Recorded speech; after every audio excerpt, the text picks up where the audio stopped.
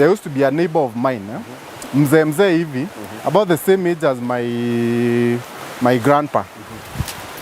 So akakuwa sick. And then that day nikampeleka kwa hospitali. So mi kwenda huko kwa hospitali, the nurse who alikuwa anamwangalia niyo msichana sasa nilioa. So you actually don't really have to come from a very well-off family. Any typical family can actually be able to come through a program, be able to actually go there and doesn't have to worry about the 5 million that is needed. Despite being a first-class honor student, I couldn't even secure a good job back in Kenya. I ended up like working in a construction company, doing something that I didn't like, but I did what I did to survive.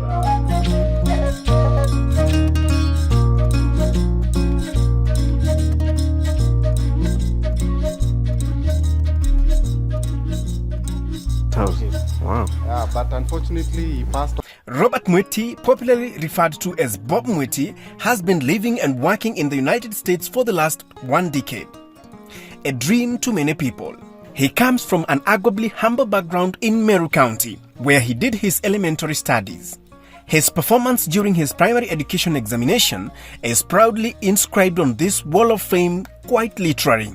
The Kenya Lift program was formed in late 2018.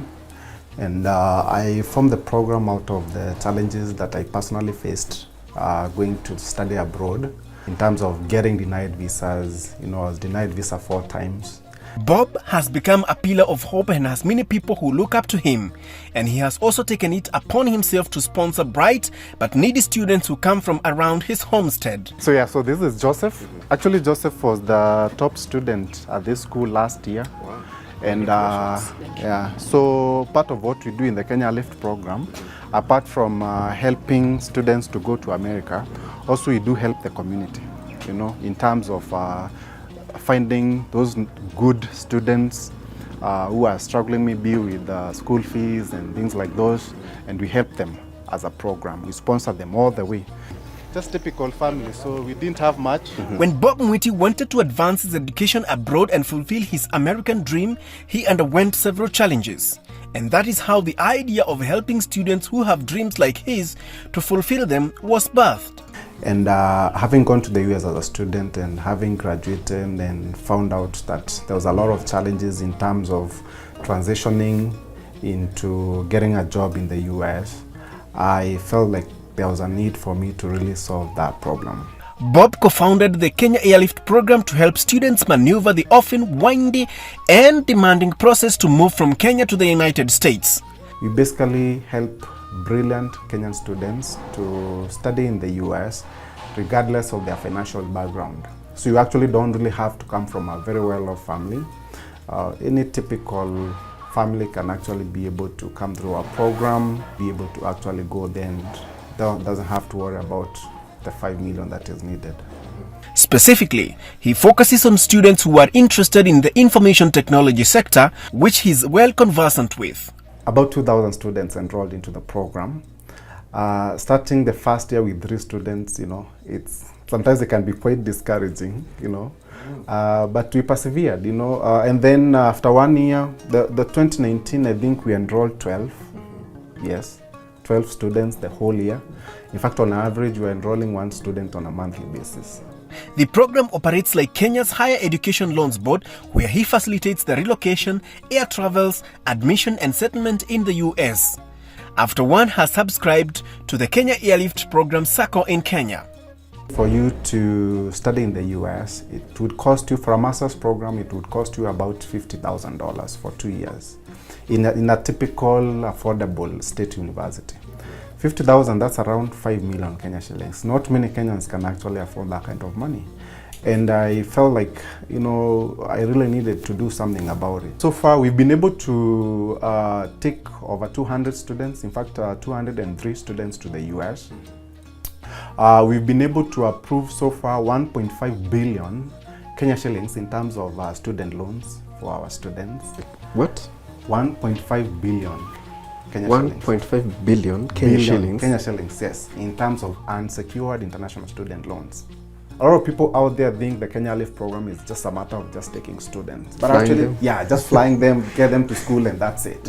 But there's actually more than that. And of course, also part of what we do, we train the students as they pursue their masters on the latest IT job skills that can be able to help them now be able to find those opportunities.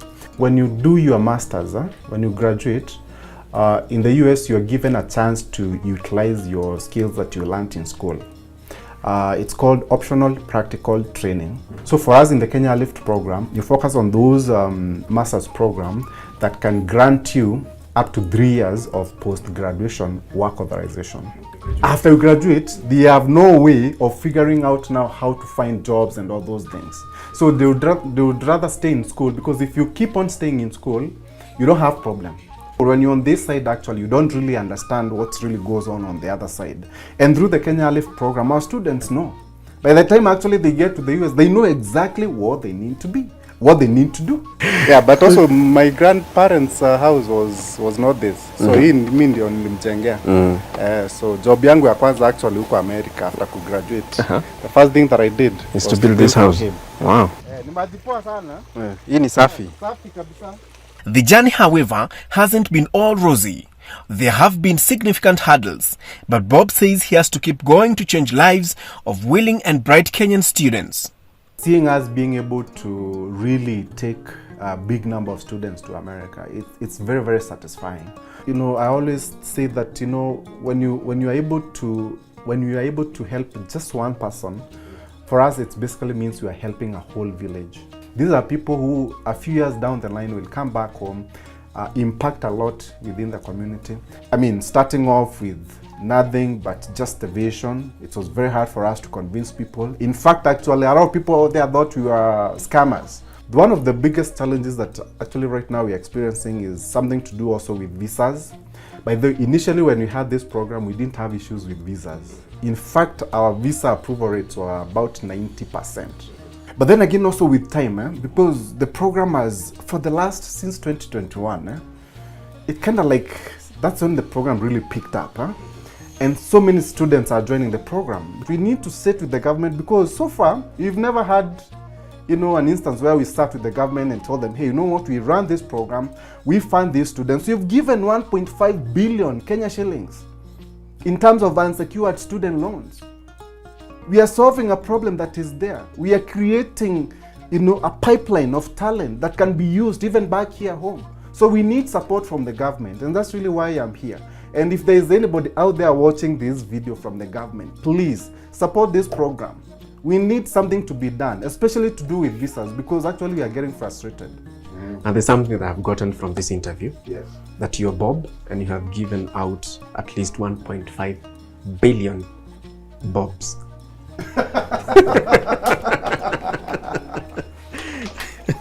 Despite the challenges, the student he has helped relocate and study in the US bear witness to the process and the results. Here are some of them. My name is Irene Alice. I'm from Kitui County, and I'm currently studying at Grand Valley State University doing my master's degree in data science and analytics. I relocated to US in August last year, 2022, to start my graduate studies, and so far it has been good. Back in Kenya, I did my undergraduate from Moi University in project planning and management, and despite being a first-class honor student, I couldn't even secure a good job back in Kenya. I ended up like working in a construction company, doing something that I didn't like, but I did what I did to survive. I heard about Kenya Lift program from a friend who introduced me to the program, and bearing in mind that the kind of job that I was doing, I wasn't making enough.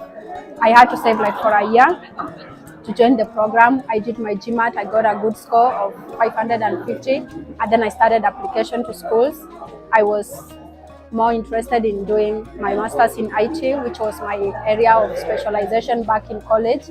So the program actually introduced me to a couple courses in IT, and I ended up like being interested in data science and analytics. So the application process was easy. After passing my GMAT, I did my statement of purpose, and then I got admission to Grand Valley State University like the program catered for the application process and everything until the moment that I got my admission. Then we applied for my student loan, and then I was able to go for a visa interview with a couple days of coaching with Mr. Bob Mwiti, who helped me a lot, who made sure that my visa got approved for the first time. It was actually my first time going to the embassy, and it went well, and I managed to get here. So. Oh, hi guys. So my name is Brian Kiptalam, and so basically today it's my graduation. As you can see, I'm all suited up, ready for the graduation. So I just graduated with a Master's of Science in Cybersecurity. Here is an award that I got for clenching a GPA of 4.0. My experience so far with the program has been amazing, and this is a vehicle that's bringing people where common people couldn't have, figured out things on themselves, because the journey to the US is a long journey and it requires a support system. And the Kenya Lift offers you exactly that. It offers you exactly that. And I always wanted to go to study abroad. I first of all started with a journey to Britain, but I didn't get anywhere because I couldn't figure out funding. I had, of course, a partial scholarship, but I couldn't figure out anything else. I couldn't figure out funding, my air ticket, all that, and that dream just died like that. But when I got Kenya Lift, everything is figured out for you, and I really encourage people out there in Kenya who are qualified for this. Don't fear, take the step. It might seem hard for the first time. I've left my family in Kenya, but yeah, you have to risk everything. Nothing will be given to you on a silver platter. So take advantage of the opportunity. And everything comes with a cost.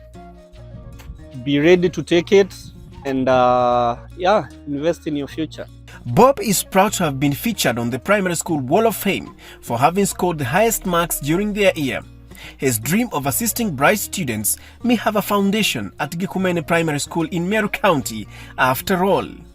So the Wall of Fame, I don't know why they don't do it anymore, but those days, to be on this thing was a big deal. It was a big deal. So when they come, you are always looking for their names here. Yeah. Despite having stayed in the US for so long, Bob easily relates to the village life and all the activities that come with it. Lakini hii inakaa red. This one, I think this one looks good.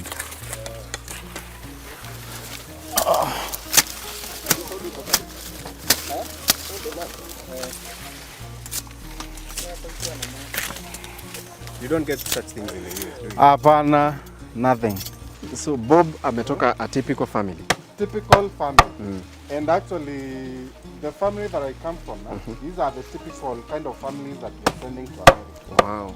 Because family kama hii sasa, unaona kupata pesa kama hiyo ya shule, it's very... Unaweza saidia hii nyepesi. Unaweza saidia hii nyepesi. Umefanya ile ngumu.